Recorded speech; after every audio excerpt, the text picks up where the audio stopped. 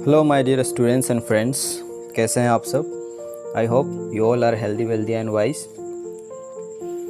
once again I would like to welcome on my YouTube channel English with Samsad, and I am here with the second part of the lesson, the portrait of a lady, right, which is written by Khushwant Singh. And in this particular video we are studying about an autobiography of Khushwant Singh, right. He has depicted in this story the beautiful relationship with his grandmother. Okay, so previous video में हम लोग पढ़ चुके हैं कि खुशवंत सिंह कौन है। Khushwant Singh was an Indian writer, diplomat, journalist, politician, okay, and he has written a very important novel train to Pakistan. Also we have covered in the previous video में हम लोग पढ़े हैं कि the portrait of a lady जो है वो portrait means picture है, और लेडी का मतलब खुशवंत सिंह की ग्रैंड मदर है, राइट।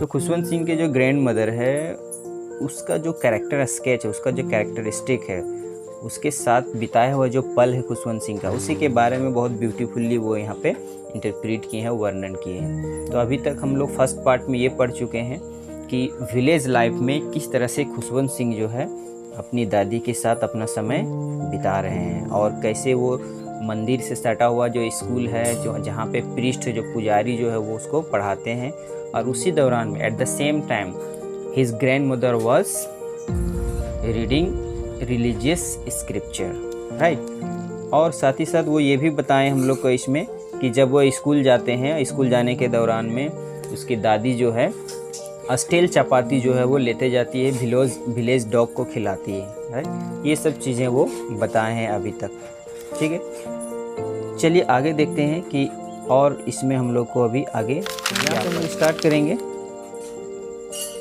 कि जब उसकी दादी जो है वो स्टील चपाती जो है वो विलेज डॉग को खिलाती है ना, बचा हुआ जो चपाती है स्कूल जाने के दौरान में, और फिर स्कूल आने के दौरान में वो जो डॉग्स हैं, विलेज डॉग्स हैं, वो दोनों को यानी खुशवंत सिंह जो छोटे थे और साथ ही साथ उसकी दादी को फॉलो करते हैं पूरा घर तक, राइट। उसके आगे से हम लोग यहाँ पढ़ेंगे When my parents were comfortably settled in the city, जब खुशवंत सिंह के पेरेंट्स कंफर्टेबली सेटल हो गए सिटी में, they sent for us. That was a turning point in our friendship. यानी अब वो लोगों ने कॉल किया दादी को भी और खुशवंत सिंह को। उनके पेरेंट्स जो है सिटी में सेटल हो गए, तो वहाँ रहने के लिए यानी सिटी में रहने के लिए ये दोनों को कॉल किया गया, बुलाया गया, राइट।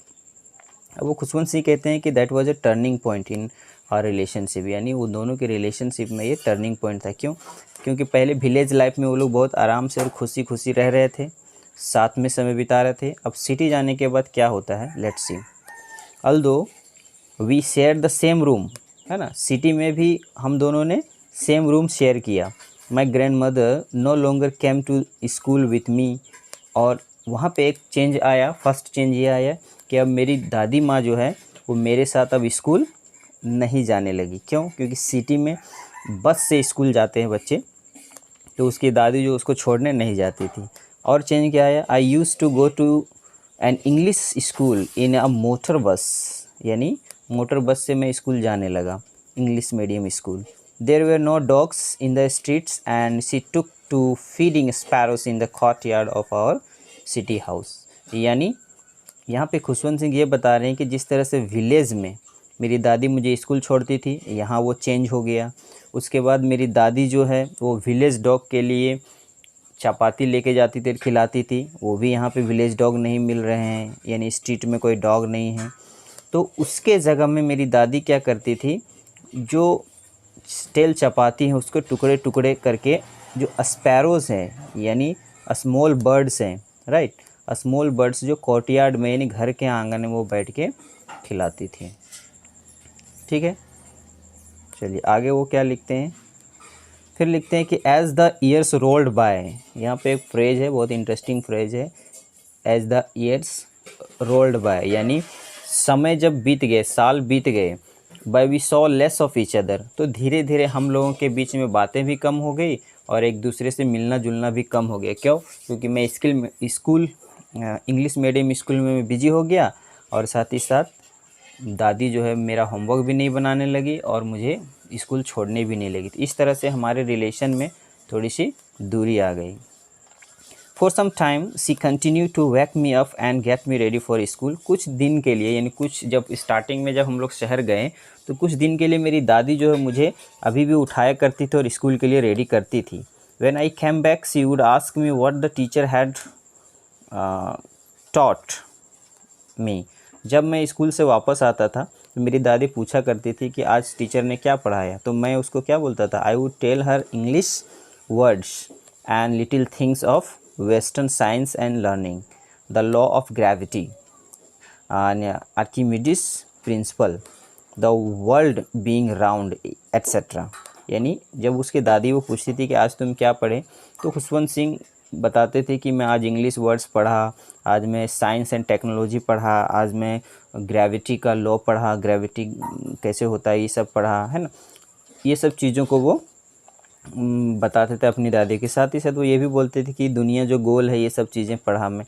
तो दिस मेड हर अनहैप्पी। ये सुन करके उसकी दादी जो है अनहैप्पी हो जाती है ना। She could not help me with my lessons, she didn't believe in the things they taught at the English school and was distraught that there was no teaching about God and scriptures। यानी उसकी दादी जो है वो upset हो जाती है, unhappy हो जाती है कि ये सब क्या पढ़ रहे हो, ये सब क्यों पढ़ाया जा रहा है, क्या वहाँ पे गॉड के बारे में और रिलीजियस स्क्रिप्चर के बारे में, धर्म के बारे में नहीं पढ़ाया जाता, तो फिर ये क्या पढ़ाया जा रहा है। तो वो अनहैप्पी हो जाती थी ये सब पढ़ाई से। और एक चीज़ और होता था स्टूडेंट्स की, वो अब खुशवंत सिंह को होमवर्क बनाने में हेल्प नहीं कर पा रहे। क्यों? क्योंकि वो एजुकेशन जो है वो दादी के पास नहीं है। ठीक है। One day I announce that we were being given music lessons, she was very disturb. एक दिन फिर स्कूल से आया खुशवंत सिंह और उसकी दादी पूछी कि आज क्या पढ़े हो, तो उसने बताया कि आज म्यूजिक का क्लास था। तो ये सुन करके उसकी दादी जो है बिल्कुल डिस्टर्ब हो गई। Right. To her music had lewd associations, it was the monopoly of harlots and beggars and not meant for gentlefolk. उसकी दादी पूरा डिस्टर्ब हो गई म्यूजिक का नाम सुन करके, और वो बोली कि ये गाना बजाना जो है ये हम जैसे जेंटल फॉक का काम नहीं है, यानी सभ्य व्यक्ति का काम नहीं है। ये तो हार्लॉट्स, यानी हार्लॉट्स का हम प्रोस्टिट्यूट कहते हैं, वेश्यावृत्ति जिसको कहते हैं हम उसको, और बेगर्स मतलब भिखारी, यानी ये सब प्रोस्टिट्यूट और भिखारी लोगों का काम है गाना बजाना। इस तरह का थॉट उसकी दादी के दिमाग में था म्यूजिक को लेकर के, because she was religious woman. She said nothing but her silence meant disapproval. वो ज़्यादा कुछ तो नहीं बोली, लेकिन वो साइलेंट जो थी उसका मतलब था कि म्यूजिक क्लास उसे पसंद नहीं था। She rarely talk to me after that. उसके बाद से वो और भी बातें धीरे धीरे कम हो गई हम दोनों के बीच में। राइट। आगे देखिए क्या लिखते हैं। When I went up to university. अब यहाँ थर्ड फेज शुरू हो गया। वो सेकंड फेज था जब सिटी में आ गए और सिटी में दूरियां बनने लगी दोनों के बीच में, दादी पोते के बीच में। अब वो यूनिवर्सिटी जाने लगे। राइट। तो ये थर्ड फेज आ गया। तो कह रहे हैं कि when I went up to university I was given a room of my own. अब रूम भी उनको अलग मिल गया क्योंकि वो बड़ा हो गया, तो अब उसको सेपरेट रूम मिल गया वहाँ पे। ठीक है। The common link of friendship was snapped. और जो भी थोड़ा बहुत फ्रेंडशिप था दादी के साथ, वो अब अलग रूम मिल जाने के बाद वो भी स्नैप्ड हो गया। ठीक है। My grand mother accepted her secularism with resignation. Right. यानी उसकी जो दादी माँ है वो एक्सेप्ट कर चुकी थी जो लॉनलीनेस था उसके रेजिग्नेशन का, यानी उससे जो अलगाव था, उससे जो अलग रहने का जो बात था वो एक्सेप्ट कर चुकी थी, क्योंकि उसे पता था, है ना। She rarely left her spinning wheel to talk to anyone. और वो बिल्कुल किसी से ज़्यादा बात नहीं करती थी, केवल उसके पास एक ही काम था, क्या, स्पिनिंग व्हील, यानी व्हील से वो स्पिनिंग करती थी, यानी क्रूज से जो सुई धागा का जो बुनाई होता है वो काम करती थी वो। फ्रॉम सनराइज टू सनसेट, यानी सुबह से लेके शाम तक, she sat by her wheel spinning, यानी सुबह से शाम तक वो व्हील स्पिनिंग का काम करती थी। और उसके साथ साथ स्टूडेंट्स, आपको पता है उनका एक कॉमन हैबिट था रिसाइटिंग प्रेयर्स, यानी वो प्रेयर्स को वो गाती रहती थी, पढ़ती रहती थी स्लो साउंड में। राइट। आगे ओनली इन द आफ्टरनून, और उसके बाद दोपहर में वो क्या करती थी, she relaxed for a while to feed the sparrow. और दोपहर में थोड़ा सा रिलैक्स होकर के कॉट यार्ड में स्पैरो को वो चपाती खिलाया करती थी। ये लाइफ हो गया दादी का। While she sat in the veranda breaking the bread into little bits, यानी बरामदा में बैठ के जो रोटियां थी वो रोटियों को छोटे छोटे टुकड़ों में वो तोड़ती थी। Hundreds of little birds collected round her creating a veritable bedlam of chirpings, यानी 100 से लगभग अधिक जो चिड़ियां हैं यानी स्पैरोज जो है उसके इर्द गिर्द मंडराने लगते थे। क्यों? क्योंकि ये रोटी तोड़ तोड़ के टुकड़े टुकड़े में उसको खिलाती थी। तो यहाँ पे एक फ्रेज यूज हुआ है, ठीक है। ये बेदलाम जो है ये आपको पता होगा, बेदलाम का मतलब होता है कन्फ्यूजन और चैपिंग का मतलब है साउंड ऑफ बर्ड्स, ठीक है। तो ये सारी चीज़ें वो यहाँ पे बताने की कोशिश कर रहे हैं Khushwant Singh. Some came and perch on her legs, और कुछ चिड़ियाँ तो ऐसे थे कि उसके पैर में आकर के बैठ जाते थे, ठीक है। और कुछ ऐसे थे अदर्स ऑन हर शोल्डर्स, और कुछ ऐसे थे जो उसके शोल्डर में आकर के बैठ जाते थे। Some even sat on her head, कुछ उसके माथे में बैठ जाते थे। She smiled but never shooed them away, वो हंसती थी। इतने सारे प्रॉब्लम्स, इतने सारे डिस्टर्बेंस जो चिड़ियाँ स्पैरो जो उसको कर रहे हैं उसके बावजूद भी वो स्माइल कर रही है, और कभी जो उन लोग को सूड देम अवे, है ना। यहाँ पे जो ये वर्ड है सूड, सूड का मतलब होता है कि किसी को हम दूर भगाते हैं चिल्ला करके या चिड़चिड़ापन होकर के, इरिटेट होकर के किसी के ऊपर हम लोग ज़ोर से चिल्लाते हैं और उसको यहाँ से भगाते हैं, उसको हम सू कहते हैं, ठीक है। तो ये भी वो नहीं करती थी। It use to be the happiest half hour of the day for her, यानी यहाँ पे ये बोल रहे हैं खुशवंत सिंह कि ये जो स्पैरो के साथ जो उसका बिताया हुआ पल था मिड डे में, राइट, ये सबसे इम्पॉर्टेंट पल था मेरी दादी का, ग्रैंड मदर का।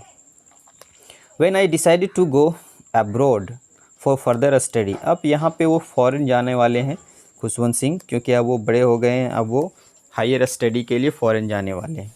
तो उन्होंने डिसाइड किया जाने के। I was sure my grand mother would be upset, वो जानते थे कि ये सुन करके मेरी दादी जो है वो अपसेट हो जाएगी, क्योंकि अब तो मैं बिल्कुल ही उससे दूर जाने लगा।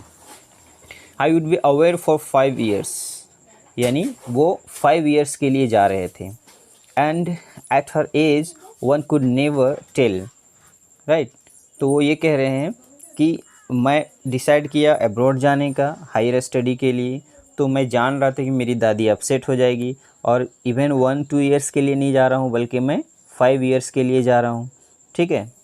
तो इस हिसाब से जिस एज में मेरी दादी है उस एज में तो और भी अपसेट हो जाएगी, और वो बिल्कुल जाने नहीं बोलेगी। क्यों? क्योंकि उसके पता नहीं फिर दादी मेरी ज़िंदा रहेगी या नहीं रहेगी। तो but my grand mother could, लेकिन उसकी दादी जो है वो ऐसा कुछ नहीं की। उसकी दादी जो उसको मना नहीं की। सी वॉज नॉट इवन सेंटिमेंटल, और ना ही वो अपसेट थी ना ही सेंटिमेंटल थी। She came to leave me at the railway station but did not talk or show any emotion, और वो इवन उसकी दादी जो है वो रेलवे स्टेशन तक छोड़ने गई खुशवंत सिंह को, और कोई भी इमोशन वो शो नहीं की। इसका मतलब है कि उसकी दादी जो है कंट्रोल कर रही थी अपने इमोशन को, just because of Khushwant sings future, क्योंकि उसकी दादी जान रही थी कि ये जा रहा है अपने फ्यूचर के लिए, अपने पढ़ाई के लिए, एजुकेशन के लिए, ठीक है। तो अगर वो अपना इमोशन शो कर देगी, रोक देगी, तो इसको डिस्टर्बेंस होगा। हर लिप्स मूव्ड इन प्रेयर, वहाँ भी उसके जो लिप्स थे, उसकी दादी के जो लिप्स थे वो प्रेयर में लीन थे। Her mind was lost in prayer, उसका दिमाग भी प्रेयर में था। Her fingers were busy telling the beads of rosary, और दादी के जो फिंगर है वो काफ़ी बिजी है, और किस काम के लिए बिजी है? वही telling of beads of rosary, यानी रोजरी को काउंट कर रही है वो, यानी कुछ प्रेयर्स को वो रीड कर रही है by counting the beads of rosary, right. Silently she kissed my forehead, और साइलेंटली वो सिर्फ मेरी दादी जो है मेरे फोरहेड पे किस की। And when I left I cherish the moist imprint as perhaps the last sign of physical contact between us, तो जब मैं जाने लगा, तो जब मुझे वो किस की, तो मैं जब वहाँ से जाने लगा तो मैंने थोड़ा सा चेरिश्ड किया, राइट, यानी फील किया, अफेक्शन फील किया। और ये फील क्या था? एक नमी भरा जो इम्प्रिंट था जो उसने किस की। तो वो सोच रहे हैं खुशवंत कि शायद ये लास्ट साइन है फिजिकल कांटेक्ट का, मेरा और मेरी दादी के बीच में। क्यों? क्योंकि मैं 5 इयर्स बाद जब मैं वापस लौटूंगा तो क्या पता मेरी दादी जो है वो अलाइव रहेगी, जीवित रहेगी या नहीं। Right, this is the thing by Khushwant Singh. But that was not so, लेकिन ऐसा हुआ नहीं। After 5 years I came back home and was met by her at the station. जैसे ही मैं 5 साल के बाद मैं घर आया तो बिल्कुल मेरी दादी वैसी की वैसी थी और स्टेशन में हम लोगों ने फिर से मुलाकात की। She did not look a day older, और आज भी वो बिल्कुल बूढ़ी नहीं लग रही थी। जैसा मैं देख के गया था वैसे ही वो थी। She still had no time for words, उसके पास फिर बोलने के लिए समय नहीं था। And while she clasped me in her arms I could hear her reciting her prayers. जैसे ही वो मुझे देखी वो अपनी बाहों में मुझे भर ली, और जब मुझे गले लगाई तो मैं उसके रिसाइटिंग जो प्रेयर्स था, जो स्लो साउंड में वो बड़बड़ा रही थी, रीडिंग कर रही थी प्रेयर्स को, वो मैं सुन सका। Even on the first day of my arrival, her happiest moments were with her sparrows whom she fed longer and with frivolous rebukes. Right? यानी मैं फर्स्ट डे जब 5 इयर्स लेटर जब मैं फर्स्ट डे कम बैक हुआ तो उस दिन भी मैंने देखा कि दादी जो बहुत खुश थी और वो स्पैरोज़ को वो खिला रही थी, और बिल्कुल उसी मूड में खिला रही थी जिस मूड में वो पहले खिलाती थी, बिल्कुल हैप्पी होकर के। तो यहाँ पे फ्रिवुलस एक वर्ड आया है। फ्रिवुलस का मतलब होता है कि लाइट वेट और लाइट इम्पॉर्टेंट, यानी बहुत ज़्यादा ग्रेवियस यानी सीरियस मैटर नहीं। नेक्स्ट पैराग्राफ में वो कहते हैं कि इन the evening a change came over हर। अब शाम में एक चेंज उसको दिखा, खुशवंत सिंह को। वो क्या दिखा? सी डिड नॉट प्रे, आज शाम में वो प्रे नहीं की। She collected the women of the neighbourhood, वो पड़ोसी में जो वुमेन रहते थे उन लोग को वो बुलाई। गॉट एन ओल्ड ड्रम, एक ओल्ड ड्रम को ली। एंड स्टार्टेड टू सिंग, और वो गाना बजाना शुरू की उन औरतों के साथ मिल करके। For several hours she thumped the sagging skin of the dilapidated drum, यानी वो बहुत देर तक यानी घंटों तक उन लोगों के साथ मिल करके वो एक ड्रम में वो बजाती रही। और ड्रम कैसा था? डिलापिडेटेड था। डिलापिडेटेड जो वर्ड है स्टूडेंट्स आपको पता होगा, जो बिल्कुल ख़त्म हो गया हो, टूट फूट गया हो, बर्बाद हो गया हो, ऐसा ड्रम था, यानी पुराना ड्रम था। राइट, तो वो ये कहना चाह रही है। आगे फिर वो लिखती है and saying of the home coming of warriors, यानी वो जो पुराने ज़माने के फोक सॉन्ग होते हैं, वो फोक सॉन्ग जो वॉरियर्स जब वॉर बैटल से वापस आ रहे होते हैं तो उस समय जो गीत होते थे फोक सॉन्ग, वो चीज़ों को वो गा रही थी। Right, we had to persuade her to stop to avoid over straining, यानी खुशवंत सिंह और उसका फैमिली मिल करके उसको कन्विंस कर रहे थे उसकी दादी को कि आप ये गाना बजाना बंद कर दीजिए, क्योंकि ज़्यादा स्ट्रेस हो जाएगा, ज़्यादा टेंशन हो जाएगा, क्योंकि एज उनका उस तरह से नहीं था। That was the first time since I had known her that she did not pray, पहली बार ऐसा मुझे पता चला कि आज वो प्रेयर नहीं की थी, वरना मैं जब से देख रहा हूँ तब से मेरी दादी जो है वो प्रेयर करती रहती थी। नेक्स्ट पैराग्राफ में वो क्या लिखते हैं? लिखते हैं कि the next morning she was taken ill. अब नेक्स्ट मॉर्निंग जब रात में वो गाना बजाना बहुत देर तक की तो उसका जो स्ट्रेस था वो बढ़ गया और वो बीमार हो गई सुबह। इट वॉज़ माइल्ड फीवर, और वो ये बुखार था। The doctor told us that it would go, और डॉक्टर ने हम लोगों को बताया कि ये बहुत ज़्यादा सीरियस मैटर नहीं है, थोड़ा सा बुखार है, वो चला जाएगा।